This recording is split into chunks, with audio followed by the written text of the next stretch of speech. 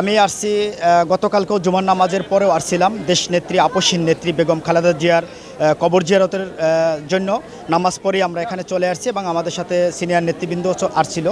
আজকে আবার আসলাম যে আসলে খুব খারাপ লাগতেছে যে একটু কবর জিয়ারত করে আসি। যাই হোক, আমরা আসলে বিগত দিনে এই দেশনেত্রী বেগম খালেদা জিয়ার উপর যে নির্মমভাবে অত্যাচার এবং তার উপর যে এই যে ফ্যাসিস্ট শেখ হাসিনা যে পরিমাণ যে তাকে নির্মমভাবে নির্যাতন করেছে, তার পরিপ্রেক্ষিতে আজকে আমরা আসলে অনেক কষ্ট যে তার একমাত্র যদি তার প্রতি একটু সহানুভূতি দেখাইতো বা তাকে যদি একটা বাহিরে উন্নত চিকিৎসার জন্য পাঠানো হইতো, হয়তো বা আজকে আমাদের এই দিকটা দেখতে হইতো না। তারপর আমরা মনে করব যে মৃত্যু একমাত্র আল্লাহর হাতে, আল্লাহ কাকে কখন নিয়ে যাবে।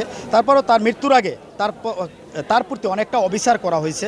এবং আমরা একটা জিনিস দেখতে পারছি যে দেশনেত্রী বেগম খালেদা জিয়ার যে বক্তব্যটা ছিল যে এই দেশ এবং দেশের মানুষ ছাড়া দেশের বাহিরে আমার কোনো ঠিকানা নাই, এটাই আসলে মানুষ তার এই বক্তব্যের কারণে ভালোবাসার সিক্ত হয়ে তাকে মৃত্যুবরণ করার পর তারপর থেকেই কিন্তু দেখেন বাংলাদেশে একটা শোকের ছায়া প্রত্যেকটা মানুষের দল মত ধর্ম বর্ণ নির্বিশেষে সকলের মাঝেই কিন্তু একটা শোকের ছায়া বয়ে যাচ্ছে, যেখানে কিন্তু দলের বাহিরেও অনেকে এই দেশনেত্রী বেগম খালেদা জিয়ার জন্য দোয়া করছেন যে আল্লাহ তাকে জান্নাতের উচ্চ মাকাম দান করেন। এবং আমরাও এই দলের জন্য বিগত দিনে আন্দোলন সংগ্রাম করেছি।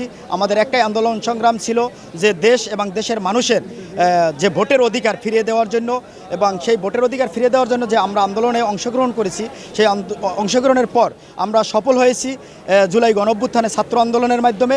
কিন্তু আজ আমরা এই সুখের দিনে যে একটা বাংলাদেশে একটা সুন্দর নিরাপদ বা দ্বিতীয় স্বাধীন বাংলাদেশ পেয়েছি, কিন্তু দেশনেত্রী বেগম খালেদা জিয়াকে হারিয়ে আমরা অনেকটা শোকাহত।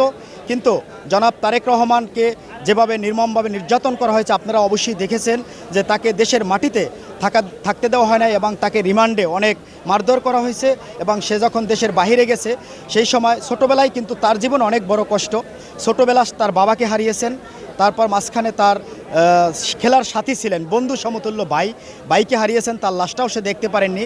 তারপরে কিন্তু বিএনপির নেতাকর্মীদের একটি আন্দোলন ছিল যে তারেক রহমান বীরের বেশে আসবে ফিরে বাংলাদেশে। কিন্তু তারেক রহমান বাংলাদেশে আসছে ঠিকই, কিন্তু বীরের বেশি আসছে, কিন্তু আসার পর তার মা যে তার জন্মদাতা যে মাকে তার যে স্বপ্নগুলো ছিল তার মাকে সাথে রেখে যে সেই স্বপ্নগুলো পার করবে, কিন্তু সে আজ বেশি দিন আর সেই তার মায়ের ভালোবাসার সাথে।